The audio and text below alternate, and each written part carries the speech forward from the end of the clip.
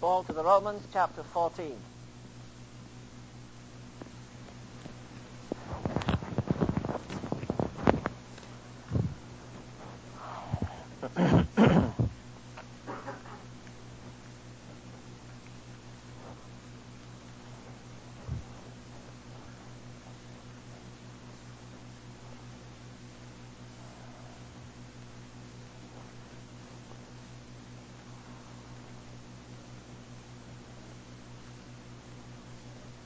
I woke up yesterday morning, and after a little meditation, this strange thought came to my mind. Perhaps you've never thought of it, but I wondered if Satan had made any New Year's resolutions. And after I thought of that, I made up my mind that if he hadn't got one good one for me. And he hasn't got one good one for you. If he made any New Year's resolutions, it was to harass us, tempt us, try us, set up every roadblock he can on the way to the spiritual heights, and as far as in his power, bring us discouragement and doubt and everything that's on the dark side of life. Well, I thought that for a few minutes, and then I suddenly tossed the bedclothes off one side and ran into my office, because this word came to my mind out of this 14th chapter in the Epistle to the Romans. Verse 8, for whether we live unto the Lord, and whether we die unto the Lord. Whether we live therefore or die, we are the Lord's. Now there's nothing profound about that, is there? Yes, there is. Because you see, it doesn't say we were the Lord's. It doesn't say we shall be when we die. It says right now, in the midst of a crooked and perverse generation, with all the forces of hell against us, we are the Lord's. And I think when you do get up in the morning, whatever time, whether it's 6 or 12 or 3 or I don't know, but whenever you get up, I'd suggest what someone told to me about 40 years ago, that you lean your elbows on the windowsills of heaven and gaze upon the Lord, and then with that vision in your heart, go forth to meet the day and serve notice on the devil that whatever's coming up the road, I am the Lord's. Don't you forget it, I won't forget it, and I won't let anybody else forget it. I'm the Lord's. He's redeemed me. I am, according to his word, his peculiar possession. Now, if I'd stopped there and said I'm peculiar, you'd have all nodded your heads, but I went on and finished the text. I am his peculiar possession. Now, I don't know how or why men rate the Word of God as they do, but you know, there are some people. Campbell Morgan, for instance, Dr. G. Campbell Morgan, said the Epistle of the Romans, to the Romans, is doctrinally to the New Testament what your spine is to your body. It holds the whole of the New Testament together. It's not perfectly true, but others say, well, it's the Mount Everest of spiritual revelation. Somebody has said very daringly that every revival since Pentecost has found its source, has risen out of a newly discovered truth that's been hidden there in the book of the Revelation. Martin Luther did not invent the doctrine of justification. It had been smothered over with false doctrine, and he found it and he propagated it. And the second side of the coin was that Wesley rediscovered the doctrine of sanctification. Now, there are some who try to write that off and say, well, sanctification just means separate for a holy use. That's not true. The disciples were already separated for a holy use. They'd given up business careers. They'd given up fame and fortune and home. And yet he says, wait until ye be endued with power from on high. Jesus is praying for them who have left all and followed him. Sanctify them through thy truth. Thy word is truth. It means more than that. But it was not an invention of John Wesley's. It was a rediscovered truth. Now, the scripture here begins in the first verse, him that is weak in faith. I personally don't think that could ever be applied to the Apostle Paul. He seems to me to be a Samson in every area, intellectually, morally, spiritually. I don't think there was a weak spot in his armor. You see, he had the privilege of going again to the famous university where God takes his great men, the School of Silence. Moses was there 40 years. I don't know whether he flunked his lessons and had to stay there that long, but he was there 40. Now, that's a pretty long time. And there were quite a number of others After all his heroic achievements, shutting up heaven, all the other things, God says to his servant, Elijah, go hide thyself. I think very often we overlook the fact that God was shaping his own son, Jesus Christ, for 30 years. I don't know when Jesus became conscious of his ministry. Nobody does. Some people say, well, when he was 12 years of age and went to the temple. Well, that could be it. He did say, wist ye not that I must be about my Father's business? But if so, then from 12 until he was 30 years of age, there was that blank period in his life when he preached. As far as we know, his preaching was nil and he did no miracle, and he just waited in obedience to his Father. And then again you get the Apostle Paul saying the same thing, that when God revealed himself to him, he sent him into the wilderness, maybe for about 3.5 years. But you see, there's a discussion here, and not only a discussion, there's some disagreement. Paul is writing to the church in Rome. I don't know what kind of a church it was. I would imagine in a great cosmopolitan city like that, they had 1,000 problems. But you discover in here, in the immediate surrounding of the text I've given you, that we are the Lord's, that there's dissension about meats and about drinking and about keeping of certain days. A danger of hanging on to legalism. Now, will you notice here, in this 14th chapter, verse 1, he says this, him that is weak in faith. You notice that? Not everybody has the same measure of faith. If you go back to the previous chapter, verse 6 in chapter 12, he says at the end of it, let us prophesy according to the proportion of faith. You see, faith is one of two things, only two, that are a gift of the Spirit and a fruit of the Spirit. The fruits of the Spirit are what? Love, joy, peace, long, gentleness, goodness, meekness, temperance, and faith. And he gave to one the gift of faith.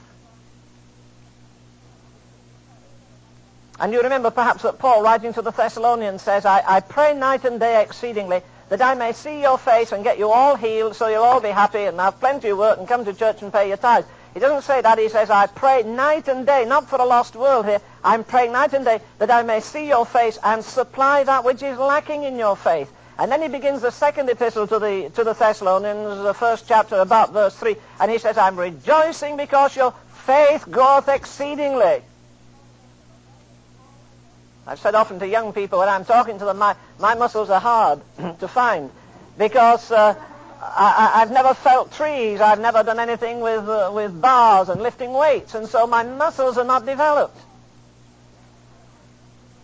Well, you might say Sandow, he was once the strongest man in the world, has a wonderful thing on building your body, how to put 2 inches on your biceps, 4 inches on your chest, 6 inches on your calves. Build yourself up. Hey, you read this book. I'm going away for 2 years. Read it. I'll be back. The man comes back and I say, hey, I've got your book here. Take it with you. He says, Ravenhill, I don't think your chest's an inch bigger, and good night. Your arms are not... You don't look a bit different. I said, no, I never read a more stupid book in my life. You read it through? Read it. I memorized it. I can tell you what's in chapter 3, chapter 5, chapter 7. As a matter of fact, every night when I finish work, I put my feet up on a chair and I take a bottle of Coke and a bag of Fritos, and I've read it and memorized it. And he says, you have? I say, yes. And you've done all the exercise. You didn't tell me to do the exercise. You said, read the book, it'll change your life. Now that's what we expect about reading the Bible, isn't it? Just read it. You'll become a saint. You won't. You might become more dumb than you've been. He that doeth, not just hearing, but doing the will of God, doing the word of God. You see, we've got so afraid of works that we think, man, it's almost sinful to talk about works. All right, you're talking about faith. Read the 4th chapter of Romans. Isn't it all about that wonderful man, Abraham, who was such a giant in faith? Yes, it is. And you say he was justified by faith. Yes, he was, if you read what Paul says. No, he wasn't, if you read what James says. He says Abraham was justified by works. If your faith doesn't work, why in the world should anybody believe you? Faith without works is dead. I had a friend had a motorcycle. It was always breaking down, and he said to me, "Boy, I don't know what to call this thing. I keep kicking the tires; it won't go." I said, "Well, call it faith." He said, "Why?" "Because I said it's without works; it just wouldn't go." Well, a lot of people have an experience like that. It's faith, but it has no works. Now, I'm not going to regiment the works that you have to do or anyone else. But, we always think of faith as something so dazzling. Through faith they subdued kingdoms, wrought righteousness. Oh, that's an exciting chapter, Hebrews 11, isn't it? How many millions of people, of God's people on this earth right now, do you think, walk every week by faith in a situation that may be as dark as hell? It's not spectacular. There's no showmanship about it. It's just solid obedience and sometimes blind obedience. Let me give you an example. Here's a young lady whose dad is pretty wealthy, and she's just got her hair all nice and done all the things that ladies do, and she's going there into this gorgeous tent where she lives, and a man comes along and says, "Hey, just a minute," and he starts talking to her, and she runs in and says, "Daddy, I'm going to get married."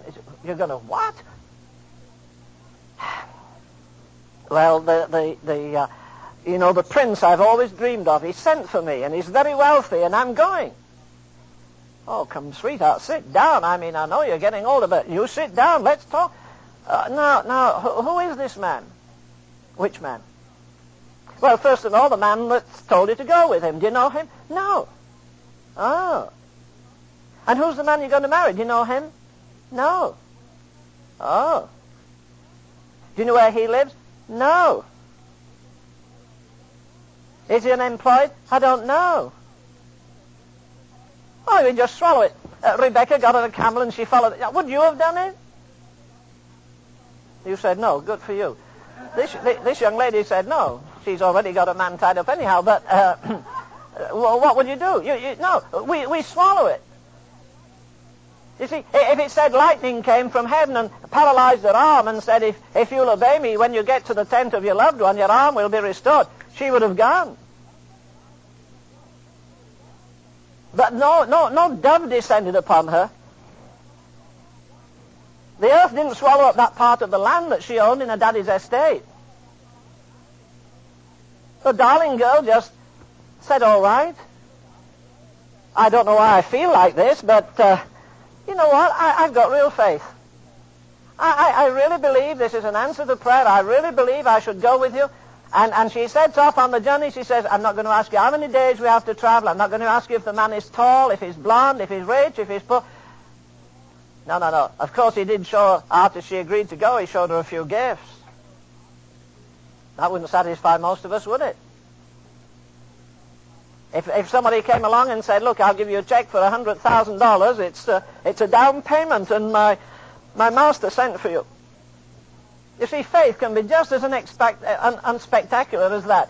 It just walks in complete, quiet confidence that this is the will of God for me. Now, he's talking here again, as we get on in this story, he's talking here about the weak and about the strong, he that eateth and he that doesn't eat, and he that despises the man that doesn't eat, and he that criticizes the man that does eat. Oh, my. This isn't an isolated instance. You see, it says there are some, in verse 2 it says, "One believeth he may eat all things, another who is weak eateth herbs." Not herb, not our herb, herbs. He eateth herbs, we say in England. We put an H on it. You don't, but that's what it is. It's he eateth herbs. Now, man never ate meat until after the fall. So there are lots of Christians won't eat meat. They just categorize us with cannibals. What in the world do you eat dead cows for? Dead horses, dead chickens? The sustaining power to Adam in his earliest days, chapter 1 of Genesis makes it quite clear. God says, "I've given you herbs for meat." Some of the healthiest people in the world are vegetarians. They've balanced out their diet. Now, I'm not saying either here or there, but I'm saying this, that there were some who insisted that if you're going to be really spiritual, you just have to eat herbs. Don't eat meat. You don't eat anything with blood. You see, further in the chapter you'll discover it says that they were observing certain days and some were not observing it. Now, I'm convinced in my own mind that if we obeyed the dietary laws of the Old Testament, we'd be 10 times healthier than we are.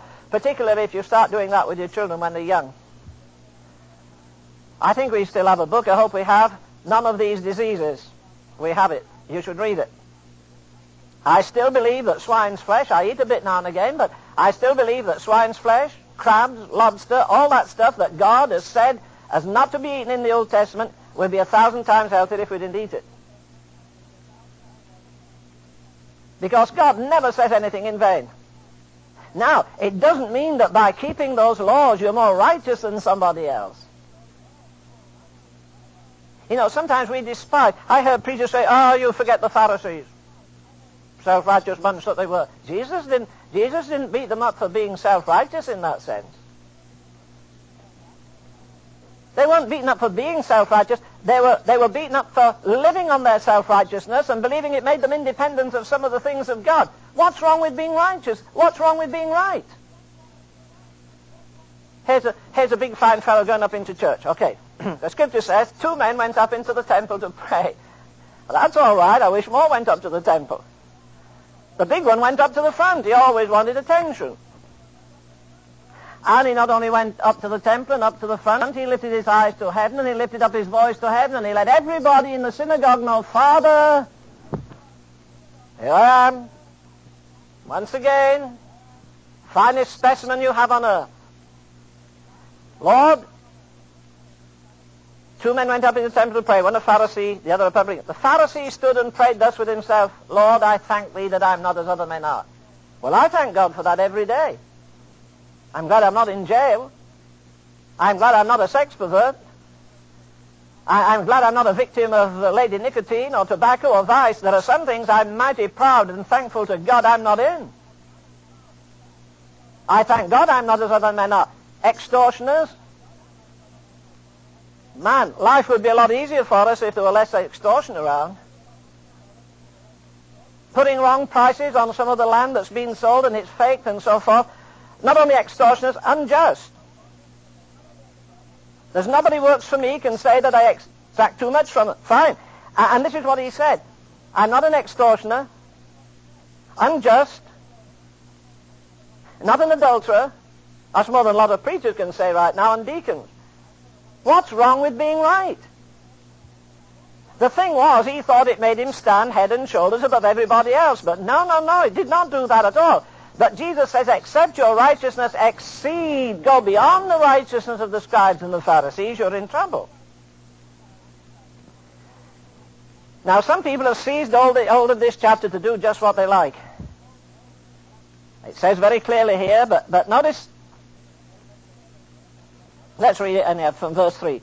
Let not him which eateth despise him that eateth not, and let not him which eateth not judge him that eateth, for God hath received him.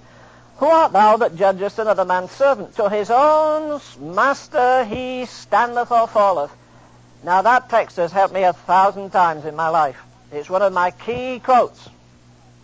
To his own master he stands or falls.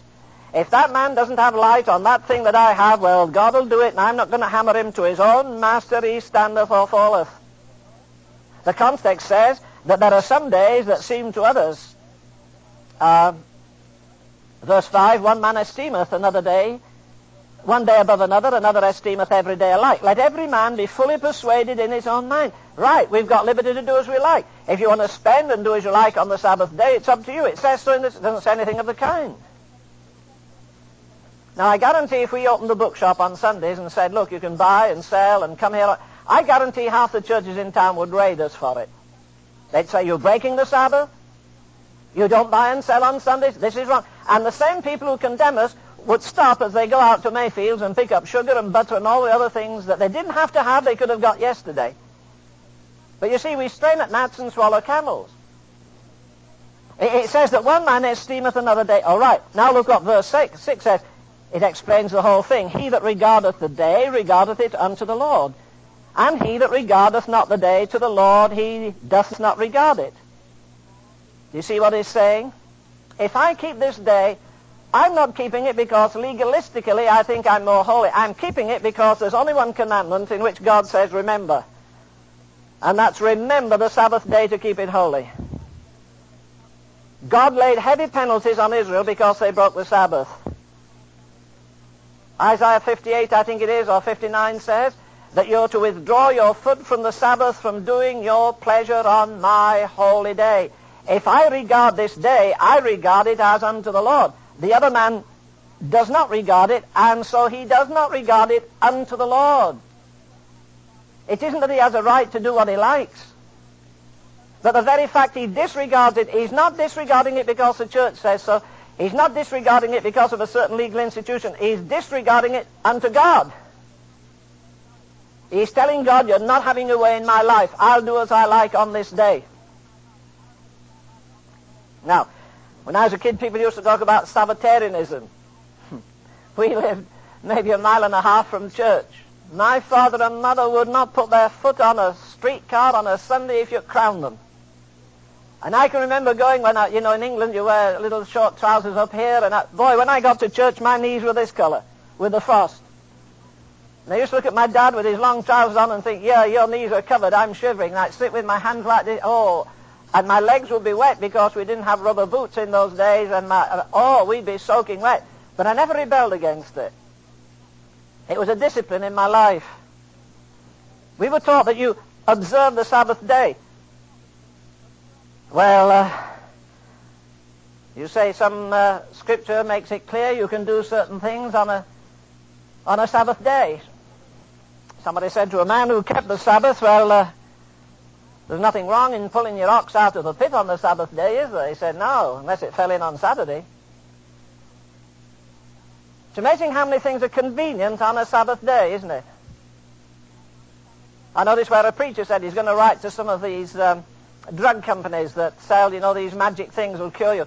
He said, I want to tell you something. They only work Mondays through Fridays. They don't work Sunday. Everybody gets a cold on Sunday. Can't go to church today, I've got a cold. Oh, they'll have a cold Monday, but they'll go. But how convenient it is. Well, it doesn't matter much. No. Look, if somebody stayed here out of this fellowship today for any other reason than that God himself told them to, that they shortchanged God, not me. I'll preach to you the best I know how if there's only two here. You won't have me. First, you'll shortchange God. Secondly, you'll shortchange yourself. Because if God wants you here, he had something for you. And if you miss it, you won't pick it up next time you come to church. No, sir, that won't happen. But you see, they had become bound. Oh, it's not the only time. You remember Paul has to talk to young Timothy because they're putting him under pressure about eating and drinking. And Paul, writing to the Corinthians, says in chapter 8, verse 8, but meat commendeth us not to God. Now, if it did, some of us would be standing well, wouldn't we? But meat commendeth us not to God. Neither if we eat are we better, neither if we eat not are we the worse. But he that take heed lest by any means this liberty of yours become a stumbling block to them that are weak. Now again, there are things you could do, perhaps, and you say, it wouldn't trouble me. But that's not the secret of living before God. You see, Paul says some things are lawful, but they're not expedient. Paul says, look, if eating meat causes another brother to be offended, I won't eat meat as long as I live. Now that guy's pretty desperate about guiding another man in spirit. I don't want to become an offense in anything. Somebody says, well, I went to see a certain movie. Somebody else says, I've heard them say, well, I never go to a movie house because it might be a stumbling block. Somebody else may see me and do this and that. Well, you can't live in bondage to everybody. Sure, you can't live in bondage to anybody. But you see, if I begin to get a little disturbed in this, that I'm spending too much money on that, or too much time on that, or too much something, well, let me take care, because I might become a stumbling block to a weaker brother. It's not how it affects me, it's how it affects somebody else in the body that I'm concerned about. And so perhaps you remember that Paul says later on, right into the Corinthians, whatsoever you do in word or in deed, do all. Boy, that's a big word. I spoke on it once, I don't know what I said. But one young man, reputedly one of the most brilliant men in America today, it got through to him, and he sent me a piece of walnut, just about 5 by 5, I think, and all it has on is A-L-L, all. I have it on the wall in my office, I think. And he said, that got through to me, all. No. You try and read the New Testament without that word in it, it's a strange book. Things work together for good. No. All things. What? Now listen, Paul was never in the jam I'm in now. He'd never have written that. No, and you were never in the jam he was in 10,000 times either. I'd rather go for it that Paul had more trouble and perplexity and persecution and heaviness and despondency and difficulties than all the bunch of us put together. But he said all things work together. As our brother was praying earlier in the first part when we were praying as the brethren, he was saying that even Madeline Murray, when the very fact she mentions Jesus Christ disturbs some people. Carter said a silly thing in the Playboy magazine, but he let the whole world know the standard of Jesus Christ on a man who thinks about a woman and lusts after her. The world didn't know it. And preachers didn't say it anymore. So, I nearly said a dumb man. No, a man said it in a silly situation, and the whole world began to ask questions. Isn't this the secret of it all? After all, read this chapter. It says in verse 6, he that regardeth the day, regardeth it what? Unto the Lord. Right after that, he says, to the Lord he doth not regard it. He that eateth, eateth to the Lord. He that giveth thanks. And he that eateth not unto the Lord eateth not, and giveth God not thanks. So whatever I do in word or in deed, in my actions, I do it as unto him. Again, the question is at the end of every day. I don't know if you take stock of yourself. I've often said if women jumped on the scales as much to see how much they're increasing in spirituality as they do on the scales, oh, I've gained half an ounce. Oh, it's a tragedy. I've gained half an ounce. Oh, I'll have to watch this. I'll have to cut this. But what if we all stood on the scales every day and measured ourselves and weighed ourselves spiritually? You know, it's so easy to be hard on others and generous on yourself. You know why? Because you understand yourself, at least you think you do. I doubt it, if any of us do. But we think we understand ourselves. We don't understand the other person. And as Shakespeare once said, it's always easier to bear the other man's toothache. You don't have it. But notice this, again, now verse 7, he says, none of us liveth to himself, and no man dieth to himself. You know, sometimes we think the only way to straighten children out is by thundering at them, shouting this, do that, don't do that. Oh, I can remember one time in my life I wondered where my mother got all the don'ts from. Man, if they'd been donuts, I'd have been as big as a barrel. It was don't this and don't that and don't the other. And then one day she took me and had a real counseling session. It did me a world of good. You know, my dad and mum never knew how many times I watched them. They didn't know how often I opened the bedroom door when I slept up on the second loft, and they didn't know how often I listened to what was going on downstairs either. There's nothing ever to be ashamed of. You see, the scripture again says, we are his workmanship. Again, I ask you, what's your goal for this year? You know, some people are killing themselves to try and get the world saved. And I was reminded today of somebody came in the office when I was with Dave Wilkerson and said certain things, and Dave says, brother, look, I want to tell you something. I can't get the whole world saved, but I'll do as much as I can for the Lord. There's not much I can do the size of this world. But wait a minute, what is the first purpose of God in your life? You're redeemed. What's his purpose? Oh, Acts 1:8, service. No, you missed it, brother. Well, I remember a group who used to say every time they testified, oh, it's tough, but you know, I'm hanging on, I'm going to make it, I'm going to make it. You're going to make heaven anyhow. You may get there blistered and bruised and baffled and bewildered, but brother, you're going to make it if you're redeemed. He didn't save you to go to heaven. He didn't save you to be a witness. What did he save me for? That I may be conformed to the image of his Son. That's what for.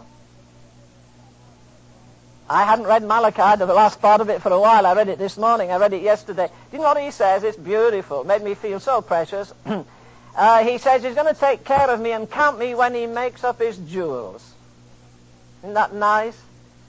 You may be nobody else's jewel, but you're his jewel anyhow. When he makes up his jewels? The Queen of England came to the bicentenary meeting, I was going to say, celebration in July. And I saw a picture of her the other day. We were waiting, I think, for a little thing done on the car.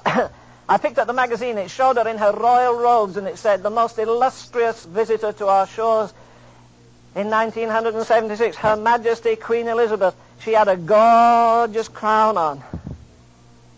It had something around the edge, plastic. Oh, no, pardon me. What was it, cotton wool? No.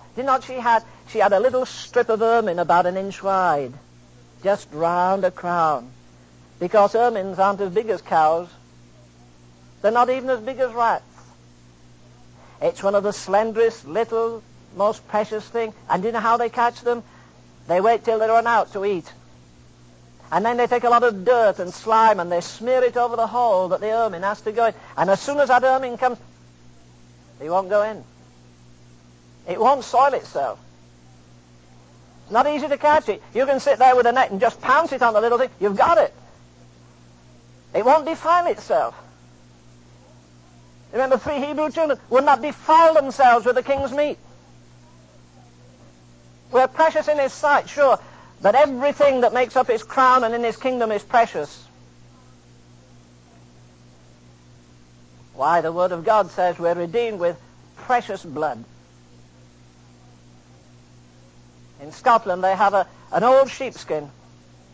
And when the king said that the preachers were to do this and do that, they rebelled against it. And every man, as they stretched the sheepskin out on a table, he had to sign it. Some men slit their own fingers and wrote with their own blood. They put their names there. They still have it in Scotland. There isn't a bank in the world could buy it. It's the most precious thing in Scotland. Why? It's signed with the blood of those covenanters, who not only covenanted, but did die for the sake of Christ. I understand there's a little piece of a girl's dress, maybe worth $1, maybe not worth that, up in Washington or in Smithsonian Museum, and there's a brown stain on it. Why is it there? Is it worth... No, Queen wore it. I don't know the name of the girl who did. But as they carried Abraham Lincoln out of that theater when he had been shot, his blood soiled the dress of the little girl. It's a national treasure. Why? No good. Can't do anything with it. You couldn't take it out and use the blood for something. It's no good for a child. But it's symbolic of something. Possibly the greatest man that America ever had in the eyes of some people. Little guy that I remember as a boy seeing a picture of him lying on his tummy with a shovel and a piece of a charcoal stick trying to write.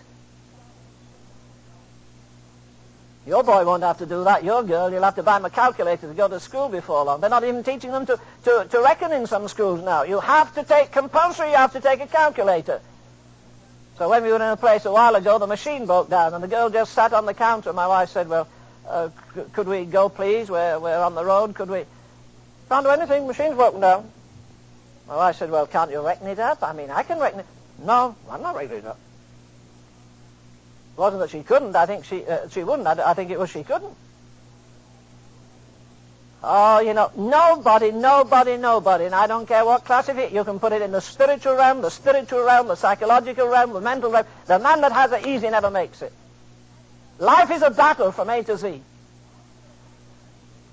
It was for the Son of God, wasn't it? Every time you feel you're having a raw deal, read, what does it say in Hebrews? He, the spotless, holy Son of God, learned obedience by what? By the things that he suffered. Suffered? Oh, that doesn't mean somebody chops your ear off at us. But you see, it's pressures, it's difficulties. It's the challenge that comes.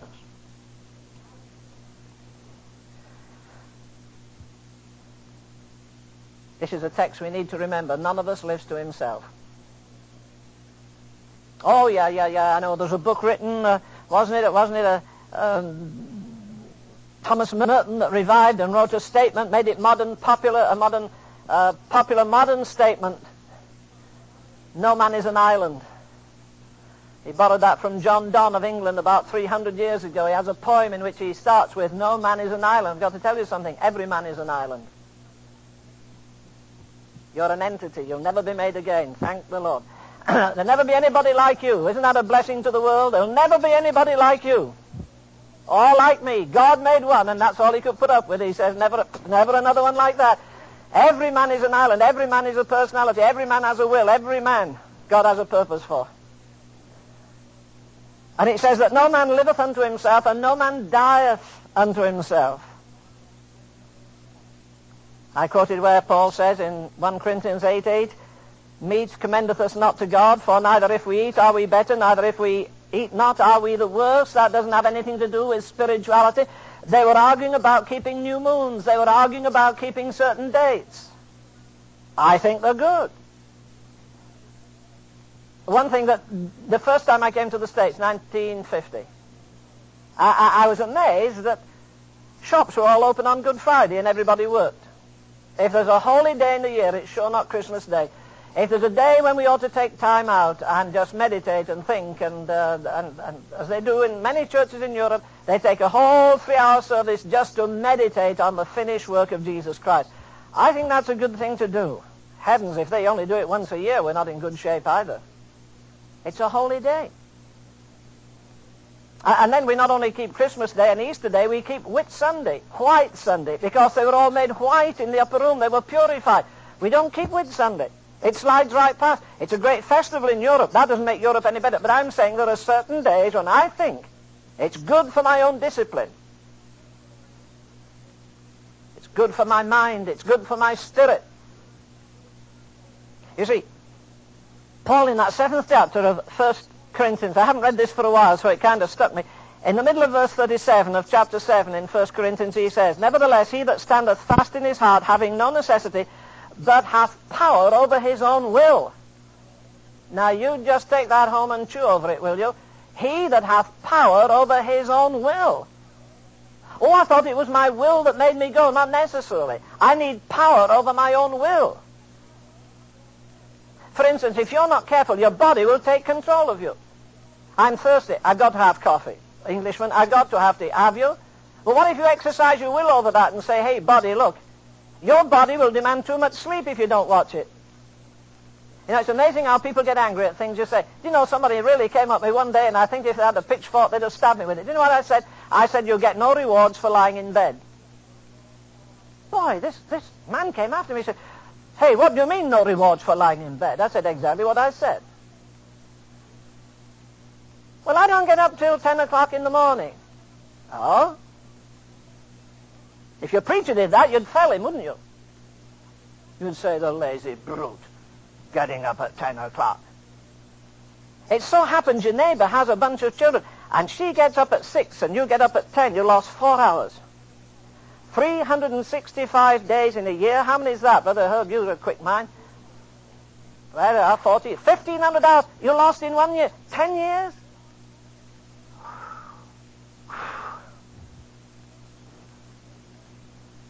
You see, again, discipline comes in. This body of yours will run away with you with its appetites if you don't watch it. It's your body, or is it? Or is it his body? Romans 12:1 and 2 says, present your body a living sacrifice. Now, I've got a will, I've got emotions. You see, again, when somebody sings, no, it's not an easy road. I wrote an article on it a while ago, a few years ago. It's not an easy road. It became a joke in a certain Bible school. Here he read in his article, it's not an easy... They happened to be riding the crest of the wave. In about 3 years, a tremendous disaster hit that school. It cost the lives of about 9 of the leaders in that school. You know, they began to moderate a bit and say, you know what? My Ravenhill said if God opens the windows of heaven on you, the devil will open the door of hell and you'll be caught in the middle. You know, really, it's not an easy road. Now get this clear in your mind, and let me get it in mind. Satan hasn't got one good thought for you this year. Not one. But get this in your mind to balance it up. God hasn't got one bad thought against you this year either. And he works everything after the counsel of his own will. And whatever comes, as that hymn says so beautifully, he's only seeking thy dross to consume and thy gold to refine. All right. None of us liveth to himself. We're an island. You're an exhibition. I'm an exhibition. Do you know when people catch me out best? When I'm not prepared for them.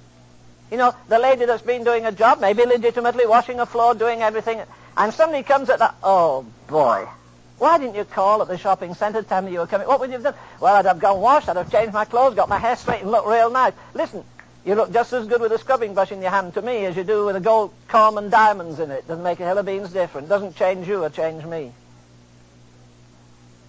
We reveal our inner personality best when we're caught off guard. That's me. Otherwise, I'll get my defenses up, I'll get ready, and I'll be nice, and I'll condition myself. And you see. Now, if I do all to the glory of God, I won't care a hill of beans about others. I won't try and rough them or be ungentlemanly, anything else. But you see, if I start living to others what they think about what I wear or who I am or how I preach or something else, I'm out of kilter. Again, God is not concerned that I get to heaven, the number one concern. His concern is not that I become a great witness or a great preacher. His first concern is that I become conformed to the image of his Son. He wants to see a little Jesus Christ in your life and in my life. And the beauty of the Lord our God rests upon us. All right, whether we live or die, we're the Lord's. I think that's beautiful. Whether we live or die. Paul says in Philippians 1:20, do you remember what he says? Well, he says, I'll tell you what, this is my philosophy of life. That Christ may be magnified in my body, whether I die or whether I live. Now look, if a man stopped me down the road tomorrow night, or after I've been to a prayer meeting or somewhere, he has a red light and I pull up to help him and suddenly he pulls a revolver and says, give me a purse. He'd have the shock of his life. All I have ever in my purse is $50 and it's Bahamian, so that would break his heart anyhow. I kept it because it's a kind of a souvenir. And if he says, all right, I'm going to kill you. You know, at that moment I might have a question in my mind. Whether I live or die, how is this going to glorify God? But if you lined me up with a bunch of others and said, look, you know the communists have taken over, now look, you have to raise your hand and swear allegiance to communism and say, Brezhnev is Lord. Or you turn that way and raise your hand, your right hand, and say, Christ is Lord. Make a choice. I don't think I'd have any difficulty. I'd make my choice. And in that circumstance, I'd feel, whether I live or die, I'm going to live or die for God. I don't know so much about looking down the nozzle of a gun when a man stops me. In all that you do, glorify the Lord. And you know what? He'll make everything in your life glorify him. You know, I read a story today that I've read many times. I guess you've read it many times too. It's about a man that that Jesus loved. And you know what happened to him? You'd hardly believe it. He died. His sister sent unto him saying, Lord, he whom thou lovest is sick. When Jesus heard that, he said, this sickness is not unto death, but to the glory of God, that the Son of God might be glorified thereby. And then they go on asking questions. Jesus says, look, let me tell you quite plainly, he's dead. And I'm glad. What? Does it say that? Well, it's not the whole sentence, but it's what he said anyhow. He says, Jesus said unto them, in John 11:15. John 11:14. Jesus said unto them plainly, Lazarus is dead, and I am glad for your sakes I was not there. Now previously he says, you know what? God's going to be glorified in this. Oh no, Lord, you didn't get it straight. If you'd added this miracle onto the end of the others, you've been plucking deaf things out of ears and giving eyes to the blind and curing withered arms. If you added this on the end, man, they'd believe in you. I think you missed it. Jesus says, listen, boys, this sickness is not for death, but for the glory of God. All right, Mary and Martha, go to the sepulchre, put the brother in, seal it up. Now, honest to goodness, what do you think they were most conscious of for the next 3 days, Jesus or the tomb? Jesus or Lazarus? Jesus or the chair at the end of the table that was empty, and every time Lazarus used to sit there. We're never going to see him till the day of resurrection again. Lazarus. I'm going to make a guess that they were Lazarus conscious, tomb conscious, death conscious, more than they were conscious of Jesus. Well, isn't that the trouble with all of us, every one of us? The problem gets bigger than him, and when it does, we're in trouble. Well, Master, you say that this sickness is not unto death, but for the glory of God. We used to have a precious Pentecostal pastor in England. I prayed days with him, prayed a week with him once, prayed nights with him. One of the greatest men I've ever met. Never went to Bible school. He just fought things out with God. And I can hear him singing sometimes with a rusty voice, when thy secret hopes have perished in the grave of years gone by, let this promise still be cherished, I will guide thee with mine eye. I will guide thee. My mother used to sing it. When I was a little mite, my friend used to sing it. Your secret hopes have perished in the grave. Lazarus is dead. Oh, and it costs so much to put the stone up. And flowers are expensive. And I had to get a new dress for the funeral, as though he could see it. He wouldn't care if she went in rags. But you see, you have to be stylish even at funerals. That's another thing we're slaves to, you see. If I should die, everybody come in white. And nobody cry. If you cry, Brother Herb, shoot them. Pardon me. You just stand there and tell you what you can sing, crown me with many crowns, and I'll look down and join in, and one or two other wonderful songs, the Hallelujah chorus. Don't worry. D.L. Moody said, somebody will stand over me one day foolishly and say, D.L. Moody's dead. Brother, he said, it'll be the first time I've been alive. I'll be really alive. You're going to be glorified in this. How? You know what? We say an awful lot about Peter, don't we? Yes, because Peter made his confession at Caesarea Philippi in the 16th chapter of Matthew, didn't he? Thou art the Christ, the Son of the living God. Well, have you remembered that Martha said that? She usually gets blamed for running around and preparing things for everybody. Martha says unto him, Lord, I believe that thou art the Christ, the Son of God. Mary hadn't said that yet. Wasn't he glorified in that? Hey, did you hear what she said just now? Martha. She just said to this man, you know, everybody's asking questions. She says, I believe you're the Christ, the Son of God. It says in the next chapter, chapter 12 and verse 10. No, it's not there. It's a bit further on. Let me look. I've forgotten the chapter. It's somewhere there where it says that the disciples came, the people came not only to see Jesus, but to see in Lazarus, whom Jesus had raised from the dead. Now, if he hadn't have raised him from the dead, they'd never have been there. They'd never have heard what he said. They'd never have seen what he did. Now, listen, was Jesus as real when Mary and Martha were crying and saying, you know, he can't have been the friend he said he was. He wouldn't have left us in this mess. I mean, everybody hates us. We've left the synagogue. We've left the church. And brother, are we in a mess? And when we needed him, he didn't come. Is that friendship? Well, I don't think it is. Not my idea of friendship. And Jesus says, I'm going to get glory out of this. I'm going to be glorified in the fact I'll show you that I have power over death. Secondly, your sister is going to make one of the greatest confessions of all time. Thirdly, a multitude is going to come not just to see me, but to see Lazarus, whom Jesus has raised from the dead.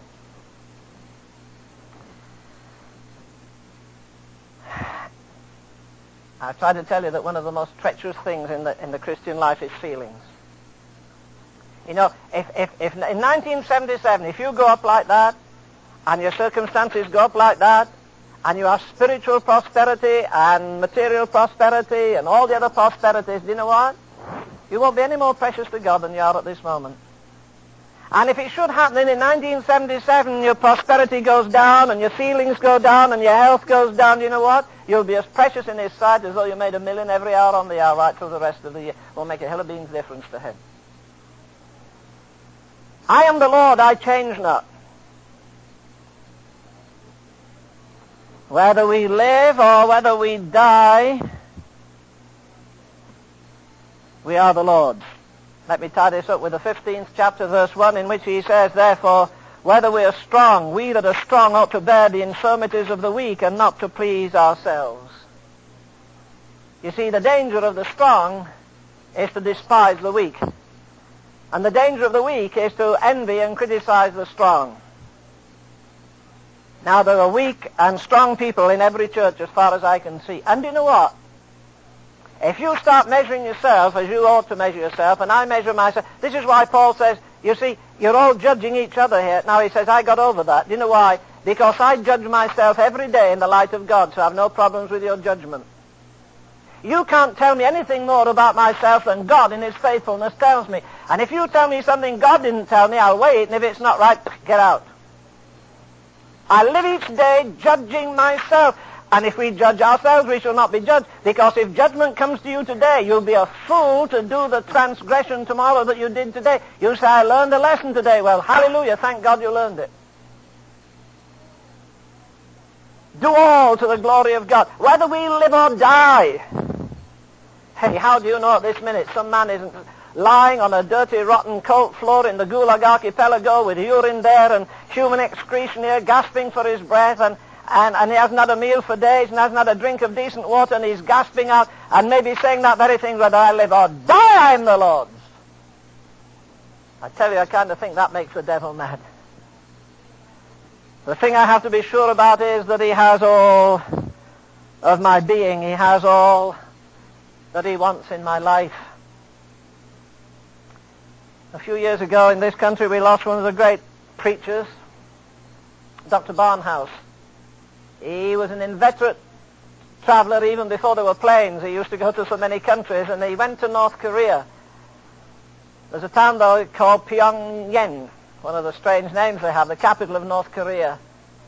And he ministered there for, I don't know how many days. And at the end they were saying, we want to give you something. He said, well, look, please sit down. Give me one of the richest experiences of your Christian life. And somebody said, yeah, well, we have one man here. He is not a preacher. He is a businessman, but he's an elder in a church. He's an outstanding man, and we'll give the floor. Brother Kim, you tell your story to the preacher. So Brother Kim stood up and he said, well, I am a businessman, and I get asked all kinds of questions, and I was in a place a while ago where they asked me to tell them something about the Christian life. He said, let me share it with you. He said, down in Seoul, some call it, Seoul, the capital of Japan, there was a young Christian man. He was quite smart. He didn't have many advantages, but he worked his way through university and became an outstanding dentist. And he sent a letter to Mr. Kim one day and said, would you find me a house? I'm going to set up a practice. I have my qualifications, and I want to come back to town where I'm known and become the best dentist in town. Let them know there's a Christian around. Now you get me a house. Mr. Kim said, I went around and I looked and I couldn't find anything. And then down in the poorest section of town, the next house was what they call a house of singing girls, and you can guess what they were.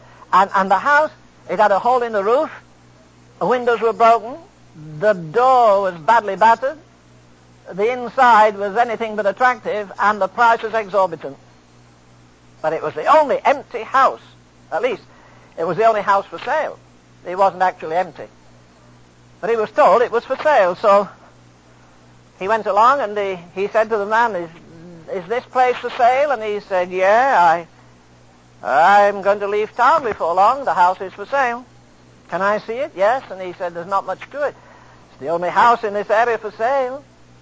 Everybody else is holding on. The prices are going to go up, and this is the house. And he tried to reason with the man. He couldn't. And finally he said, if I sell, I want a very, very large down payment. The good Christian man paid it, on conditions that the man got out in 6 days. Yeah, I get out in 6 days. Yeah, very gladly I go. I got all this money. He went back in 6 days, and the man was still there. He was still there in 6 weeks. He was still there in 6 months. And the only change was he'd painted the door a bit better. He bought his wife and children all new dresses, and he was eating polished rice instead of the rough stuff that the laborers have to eat. The Christian man kept saying to him, well, when are you going to keep your side of the deal? Why don't you do as you said? Now look, this man is coming now in so many days, and he's got to have this house. The man said, I read some Christian papers some people give me. A Christian cannot go to judge and cast me out.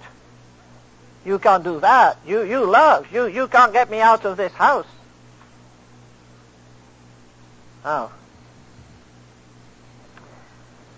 Mr. Kim brought this up in the church meeting, and he stated the case and said, my friend's coming and I can't get him out. I can't get him out with threats. I can't get him out with reason. I can't get him out anyway unless I go to court and get a police order and evict him. What shall I do? Shall I? Oh, Brother Kim. Oh, you spoil the testimony for Christ in this heathen country. No, you can't force him out. You can't force him out. No.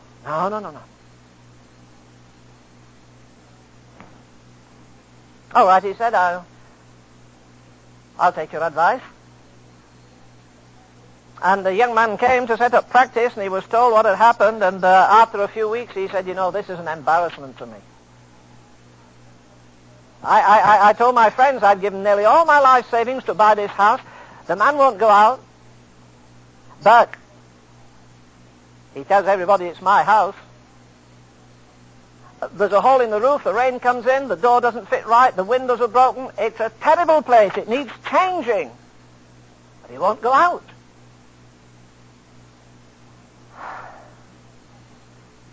Mr. Kim said to that bunch of people, gentlemen, you've told me that this man should force his way in and take the house and drive the man out and his children and patch the roof and repair the door and clean the house. It stinks. It's abominable. It's his house.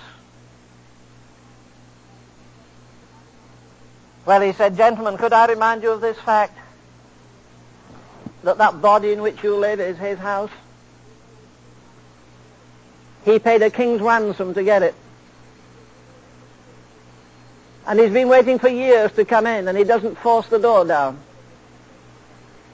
And some of you have a testimony. You stick over your knife, Christian, but your deeds are evil, and your desires are ungodly, and your habits are unclean. And you're malicious against your brothers, and you condemn them for everything. And he says, the Son of Man stands there and says, I went through the cross for that man. I went through Gethsemane. And I died for him, and I rose, and he won't let me come in. And he dishonors my name.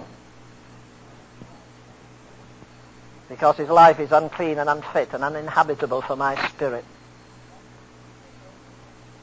Gentlemen, he said, don't you think it's time that you consider the reproach you're bringing on his name?